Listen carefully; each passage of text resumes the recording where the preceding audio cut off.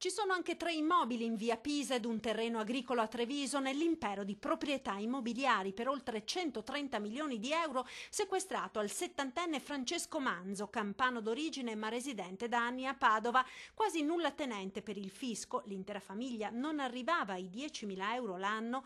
Manzo, secondo le indagini della Procura distrettuale antimafia presso il Tribunale di Venezia, possedeva un patrimonio enorme, 350 unità immobiliari, 52 società e poi automezzi, cassette di sicurezza, conti correnti, bancari e postali. Si ritiene che queste attività siano tutte riconducibili a reinvestimenti in varie province d'Italia. L'uomo è sospettato di essere affiliato ad un clan camorristico e di averne ripulito i capitali accumulati grazie ad affari illeciti. Che il denaro girasse molto facilmente tra le sue mani è testimoniato anche dal passaggio, filmato dai carabinieri con una telecamera nascosta, di una valigetta con 100.000 euro in contanti tra il 70enne ed il figlio. Gli immobili, tra i quali anche quelli di via Pisa a Treviso, sono stati oggetto di un decreto di sequestro preventivo d'urgenza emesso dal Tribunale di Padova su richiesta della Direzione Distrettuale Antimafia di Venezia.